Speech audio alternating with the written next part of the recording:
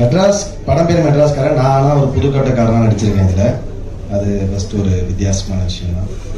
கண்டிப்பாக எல்லா படமும் ஹிட் ஆகணும், எல்லாருக்கும் பிடிக்கணும், பெரிய லெவலில் வரவேற்பு பெறணும் தான் படம் பண்ணுறோம், எல்லாருமே பண்ணுறாங்க.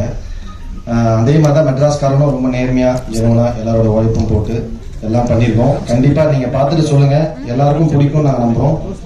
என் கேரக்டருமே கண்டிப்பாக எல்லாருக்கும் பிடிக்கும். கொஞ்சம் அதான் நல்லா இருக்கும், பவர்ஃபுல்லான ஒரு இதுதான், ஒரு லீட் தான், நல்லா இருக்கும் பாருங்க. இந்த நீங்க சாங் அந்த டான்ஸ்க்குலாம் நல்லா ஃபேமஸ், தமிழ்நாட்டில் எல்லாருமே லைக் பண்ணாங்க. ஸோ மெட்ராஸ்காரங்களே அந்த சாங் பயங்கர பவர்ஃபுல்லாக போயிட்டு இருக்கு மேட் இது. ஆனால் சாம் சிஎஸ் வந்து அந்த ஆர்டிஎக்ஸ் ஒரு சக்ஸஸ் மீட் வச்சிங்க, அதுக்கு கூட என்னால் உள்ளே போக முடியல அப்படின்னு சொன்னார். அதே போல் இங்கேயும் சாம் சிஎஸை பார்க்கவே முடியல உங்கள் மெட்ராஸ்காரன் படத்துக்கு, என்ன காரணம்? Why is he not here? But he was there, no, for the last event. Teaser launch வந்தாரு. Even பூஜா படம் பூஜைக்கு வந்த டீசர் லான்ச் இப்போ ஒரு ஸ்ரீலங்கையில்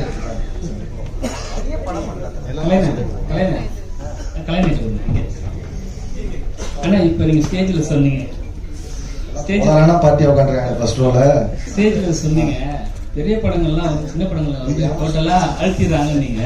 சரி, இப்ப நீங்க இப்ப வந்து நீங்க சொல்ற விஷயம் வந்து நமக்கு புதுசா இருக்கு. இது யாருக்கு எடுத்துன்னு சரியா இருக்கும்? ஏன்னா நீங்க எல்லாருமே இண்டஸ்ட்ரியில எல்லாருமே எல்லா கவுன்சிலுமே, நடிகர் சங்கம், தயாரிப்பாளர் சங்கம், இயக்குனர் சங்கம் எல்லாருமே ஒன்னா உட்கார்ந்து பேசி ஒற்றுமையா அந்த மாதிரி முடிவெடுத்தா நல்லா இருக்கும். கண்டிப்பா அது வந்து என்னன்னா இப்போ நீங்க ஒரு படம் வரலன்றது வந்து எனக்குமே வருத்தமா தான் இருக்கு. நானுமே ரொம்ப, ஏன்னா மகன் திருமண சாரோட நான் அஜித் சாரோட பயங்கரமான ரொம்ப பிடிக்கும் வர படத்துக்காக வெயிட் பண்ணேன். பட் வரலன்னு உடனே எடுத்து தேங்க்ஸ் சொல்லிட்டாரு. 10 படம் வருதுன்றது ஓகே, பட் ஆனால் வந்து இப்போ 10 படம் வெயிட் பண்ணுறதுக்காக லாஸ்ட் மினிட்ல வரணும். இப்போ நிறைய படங்கள் வரணும்னு ட்ரை பண்ணியிருந்துருக்கலாம். அவங்க வரலன்னு, பெரிய படம் வரலன்னு தெரிஞ்சோன்னா அவங்க போஸ்ட் ப்ரொடக்ஷன் ஒன்றும் பாஸ் பண்ணியிருப்பாங்க. ஸோ இந்த மாதிரி ஒரு படம் வந்து மொத்த ஸ்பேஸை எடுத்துகிட்டு போகிறது இல்லாமல், அதுதான் ஓப்பனாக தான் சொன்னேன். அப்படி இல்லாமல் அது வந்து கொஞ்சம் ஆர்கனைஸ்டாக இருந்ததுன்னா ஒரு பெரிய படம் அவங்களுக்கு ஒரு நம்பர் ஆஃப் தியேட்டர்ஸ், அதுக்கப்புறம் அது கூட ஒரு மீடியமான படமோ 2 படமோ, இல்லைன்னா அதுக்கப்புறம் சின்ன படங்கள், புது ஏன்னா இப்போ ரொம்ப பேஷனோட சினிமா ரொம்ப அணுகி வராங்க நிறைய பேர். இப்போ ஜெகதீஷ் ப்ரோ, நான் ஏன் சொல்றேன்னா, ஜெகதீஷ் ப்ரோ மாதிரி ஆளுங்க ஜெயிச்சாங்கன்னா தமிழ்ல இன்னும் நிறைய படங்கள் வரும், நிறைய நியூ ஆர்டிஸ்ட் வருவாங்க, நியூ டைரக்டர்ஸ் வருவாங்க. ஸோ வந்து வெறுமனே இப்போ பிஸ்னஸ் சொல்லுவோம், அதே மாதிரி எடுத்தோடனே இப்போ ஒரு வேர்டு எடுத்துக்கிறோம் பேன் இந்தியா. ஒரு கதையை நம்ம பண்ணிட்டு அந்த கதை முடிவு போனோம், அது பேன் இந்தியாவா இல்லை பேன் வேர்ல்டா அப்படின்றது, அது வந்து இல்லை அங்கே என்ன ஆக போகுதுன்னு தெரியாது. ஸோ கதை நம்ம பண்ற கதைகள், இப்போ நம்ம மஞ்சுமல் பாய்ஸ் பண்ணும்போது தமிழ்நாட்டில் இவ்வளோ பிஸ்னஸ் பண்ணணும்னு நினைச்சா பண்ணியிருப்பாங்க, கிடையாது. அவங்க அட்டன் பண்ண ஒரு கதையை ரொம்ப ரொம்ப சூப்பராக ஆனஸ்டாக பண்ணாங்க, அது ஒரு பெரிய வரவேற்பு இங்கே பெற்றது. அந்த மாதிரி நம்ம ரொம்ப ஜெனுவனாக ஒரு படத்தை லவ் பண்ணி அதை பண்ணோம்னா அந்த film will decide what it has to to, அது முடிவு பண்ணும் அது எந்த இடத்துக்கு போகணும்னு. ஸோ இவர் மாதிரி வந்தாங்கன்னா நிறைய நியூ டைரக்டர்ஸ், நியூ ஆக்டர்ஸ்லாம் வருவோம். அதுக்காக தான் நான் சொன்னேன். தொடர்ச்சியா வில்லன் கேரக்டர் பண்றீங்க, இல்லைங்க என்னன்னா நீங்க வந்து வில்லன் கேரக்டர் ரொம்ப பவர்ஃபுல்லா இருக்கு, ஹீரோனா சும்மா அப்படியே லைட்டா வெறும் ஒரு சாங்ஸ் வச்சு முடிச்சிடான்னு சொல்லிட்டு ஒரு தமிழ் சினிமாவில் ஒரு விஷயம் இருக்கு, அது எப்படி பாக்குறீங்க? சண்டை தான் இருக்கிறதுலே கஷ்டம் படத்துல, ஸ்டண்ட் தான். அப்படி இல்லை, நான் ஒரு விஷயம் சொல்றேன், உங்களுக்கு இன்னொரு இன்ஃபர்மேஷன் எடுத்துங்க. நான் இதுக்கப்புறம் வந்து ரொம்ப கேரக்டர்ஸ் பண்ண போறது இல்லை. நான் வந்து அதுக்கு என்னன்னா, அதுக்கு ரீசனும் வந்து இங்க நான் வந்து ரொம்ப ஹெல்த்தியா இல்லைன்றதை ஃபீல் பண்றேன். ஏன்னா வந்து இப்போ நான் கேரக்டர்ஸ் பண்றது ரெடி, ஏன்னா இனி நான் சாப்பிட்ற சாப்பாடு நான் பண்ண கேரக்டர் தான் சோறு போட்டுட்டு இருக்கு. ஸோ அதனால வந்து அதை மறக்க மாட்டேன். கேரக்டர் ரொம்ப முக்கியமான விஷயம் தான்.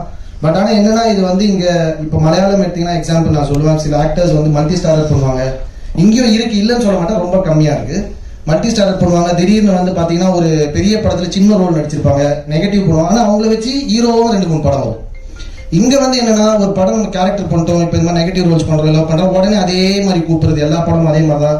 எழுதுறதுக்கு முன்னாடி சாவுன்னு வந்தால் என் பேர் எழுதிடுவாங்கன்னு நினைக்கிறேன்.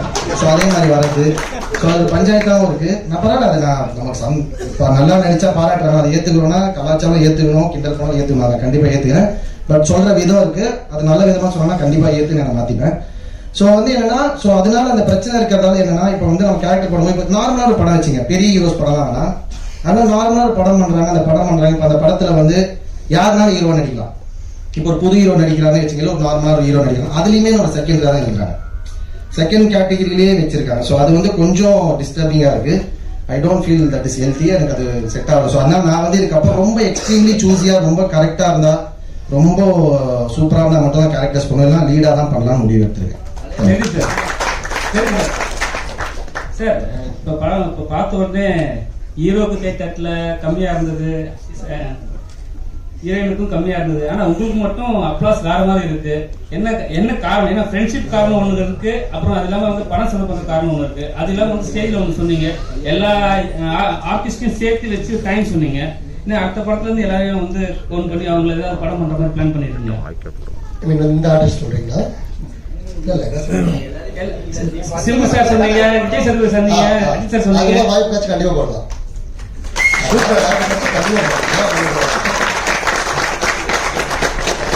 ஒரு விஷயம் சொன்னீங்க, என்ன சொன்னீங்க? நண்பர்கள் பணம் செலவு பண்றோம். காரணம் பணம் இல்லாத நேரத்துல இருந்தே நண்பர்கள் கூட இருந்தாங்க.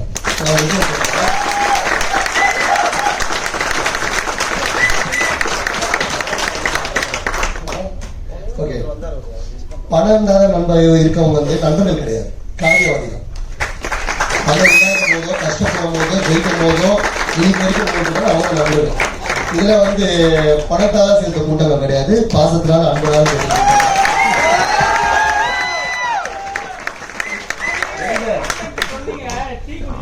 ஆமா ஆமா, அன்னைக்கும் அதான் அந்த கதைக்கு வந்தீங்க சொல்றேன். ஏன்னா இந்த கதை வந்து கேள்வி என்கிட்ட இந்த ஒரு 3 days பேக் கேட்டான். நான் டிவிக்கு தான் சொன்னேன் பாத்தீங்களா. நான் டிவிக்கும் போதும் என் கூட வந்து ஒரு நண்பன் தான். நான் வந்து அப்போ பேக் எடுத்துட்டு வரேன்னு சொன்னேன். அவன் வந்து வேணாண்டா நீ இருறா நான் எடுத்துருவான்னு சொல்லிட்டு அவன் கூட தூக்கிட்டு போறான். அது நண்பன் கார்த்திக் தான் இருப்பான். இங்கதான் இருக்கான் கார்த்திக். ஸோ நண்பர்கள் வாழ்க்கை ரொம்ப முக்கியம் பிரதர்.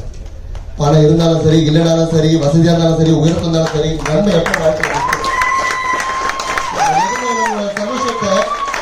சந்தோஷத்தை ஷேர் பண்ணுவோம், கஷ்டத்தை நம்ம கிட்ட மட்டும் தான் சொல்லுவோம். அது மாதிரி சேர்க்கக்கூடிய சொல்லுவோம்.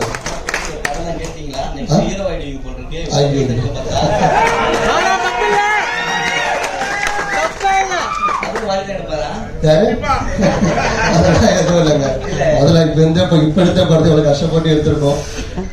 அதான் 10th ரிலீஸுக்குன்றது சடனா பிளான் எடுத்து பண்ணுவோம். ஒர்க் நிறைய இருக்கு, நிறைய போக வேண்டிய தூரம் நிறைய இருக்கு. முதல்ல அதை பத்தி யோசிப்போம், அடுத்த படத்தை பத்தி யோசிப்போம், அப்புறம் என்ன நடக்குதுன்னு பார்ப்போம். இதுல மேரியோட சாங் அந்த மணிரத்னம் சார் காதல் சடுகுடு, சோ அதை யார் சூஸ் பண்ணது ஃபர்ஸ்ட்? ஏன்னா அவ்வளவு அழகா இருக்கு, லைட்டிங் அந்த இதெல்லாம் நல்லா இருக்கு, டான்சிங்கும் பர்ஃபெக்டா இருந்தது. பட் இது டைரக்டர் மட்டும் தான் யோசிச்சாரா இல்ல நீங்க? இல்ல, நானும் அவரை டிஸ்கஸ் பண்ணதுதான் இந்த சாங். பட் ஆனா இந்த சாங் வந்து ஃபர்ஸ்ட் வந்து சூஸ் பண்ண வேற ஒரு சாங் போடணும்னு நினைச்சோம். அதே அலைப்பாதை படத்துல ஃபர்ஸ்ட் சாங் அது கயல் சாங் வர பாருங்க, அதுல அந்த சாங் தான் சூஸ் பண்ணி போடணும் சார். அதை விட வந்து காதல் சொல்ற நல்லா இருக்குன்னு சொல்லிட்டு ஹீரோ அப்புறம் டேரக்டர் எல்லாம் டிஸ்கஸ் பண்றோம். அப்புறம் கடைசியா வந்து இந்த பாட்டு போலாம் அப்படின்னு சொல்லி சூஸ் பண்ணது சார். சரி, இங்க சென்னையில வந்து பாத்தீங்கன்னா மெட்ராஸ்காரன் வந்து ஸ்லாங் வந்து வேற லெவல்ல இருக்கும். கேள்விப்பட்டிருக்கீங்களா? ஜஸ்ட் இப்ப தட்டிட்டு பைக்ல ஏதாவது போயிட்டாவே வேற மாதிரி வாய்ஸ் வரும். அதெல்லாம் நீங்க கேட்டீங்களா? டைரக்டர் உங்களுக்கு எக்ஸ்பிளைன் பண்ணாரா? மெட்ராஸ்காரனா யாருன்னு சொன்னாரா? படத்துல அந்த மாதிரி யூஸ் பண்ணிருக்காங்க அவங்கள? ஓரளவுக்கு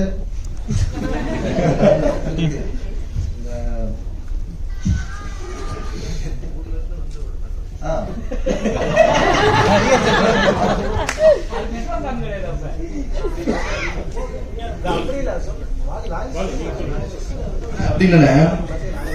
இப்போ எனக்கு சொந்த ஊர் மெட்ராஸ் கிடையாது, நான் புதுக்கோட்டை. ஆனா வந்து ஒரு 20 வருஷம் ஆகுது. ஆனா இப்போ நான் என் ஊருக்கு திரும்பி போனேன்னா நான் மெட்ராஸ்காரன் தான் சொல்லுவாங்க. மெட்ராஸ்காரன் வந்துட்டா, மெட்ராஸ்காரன் கிளம்பிட்டா, அப்படிதான் சொல்லுவாங்க.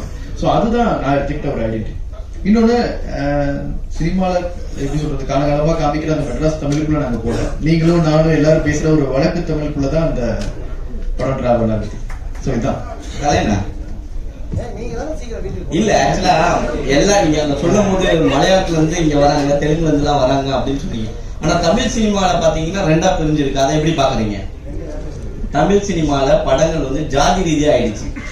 இப்ப மெட்ராஸ்காரன் அந்த லிஸ்ட்ல இல்ல. பட் ஆனா உங்களுக்கு தெரியும், அதனாலதான் ஸ்பெசிபிக்கா உங்களுக்கு தெரியும். அது கிடையாது, நம்ம இன்க்ளூசிவ் பாலிடிக்ஸ் தான் பேசணும். என்னன்னா நம்ம யாரை ஒருத்தரை சரியா காட்டுறோமோ அது பிரச்சனை இல்லை, யாரையுமே தவறா காட்டக்கூடாது, அவ்வளவுதான், சிம்பிள். ஓகேவா? ஸோ அது வந்து நீங்க பெருமை பேசுற, நான் என்ன சொல்றேன், உங்களை பத்தி நம்ம ஒருத்தரை பத்தி பெருமையா பேசுனா அது அவங்க இஷ்டம், அவங்க விருப்பம், அவங்களோட கல்ச்சரா இருக்கலாம், முறையா இருக்கலாம், அது பிரச்சனை கிடையாது. பட் அதுக்காக நீங்க மற்றவங்களை தப்பா காட்டக்கூடாது, மற்றவங்களை தாழ்த்தி காட்டக்கூடாது, அதுதான் லாஜிக், அதுதான் சிம்பிள். சூப்பரா மச்சான் வந்திருக்காங்க இங்க மனோஜ் ஆயிடா நல்லா இருக்கா வேலை என்ன நீங்க என்ன ஒரு டேரக்டருக்கு ஒரு கனவு ஒண்ணு இருக்கும் படம் ரிலீஸ் ஆகுதுன்னு. ஆமா. ஆனா என்னன்னா பொங்கலுக்கு ரிலீஸ் ஆகுதுன்னு பெரிய கனவு. அது யாருக்கும் ரிலீஸ் ஆக வாய்ப்பே கிடையாது, ரொம்ப கஷ்டம். ஏன்னா வந்து இப்ப இருக்கிற ஜெனரேஷன் வந்து பெரிய பெரிய ஆக்டர்ஸ் மட்டும் தான் பண்றாங்க. இப்போ வந்து உங்க மனநிலை எப்படி இருக்கு? அதுக்கு முழுக்க முழுக்க காரணம் எங்க ப்ரொடியூசர் தான். ஸோ அவருக்கு தான் நான் பெரிய தேங்க்ஸ் சொல்றேன். பொங்கலுக்கு நம்ம படம்லாம் வருமா அப்படின்னு யோசிப்போம்ல, ஸோ அதை சாத்தியப்படுத்தி காமிச்சிருக்காரு. ரொம்ப சந்தோஷமா தான் இருக்கு, பெரிய விஷயம் தான்.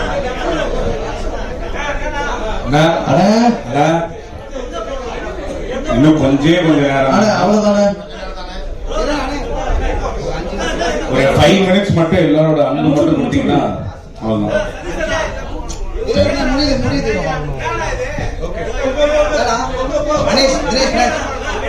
ஒரு 5 நிமிஷம் முடியும். ஒரு 5 நிமிஷம் உட்காருங்க, முடிய போகுது. அண்ணா ஒரு நல்ல ஒரு விஷயம் போயிட்டு இருக்குன்னா ப்ளீஸ்ண்ணா உங்களோட அன்பு மட்டும் கொடுத்தா உட்காருங்க. 5 நிமிஷம் முடிய போகுதுல, போயிடலாம். 5 minutesல எல்லாமே முடிய போகுது. உட்காருங்க, முடியுது. வழி வர இவ்வளவு நேரம் கொடுத்துட்டீங்க உங்களோட அன்பு. இன்னும் ஒரே 5 நிமிஷம் தானே ப்ளீஸ். தேங்க்யூ. ஓகே, அடுத்த கேள்வி யாரும் கேக்குறீங்களா? ஓகேவா? Thank you so much.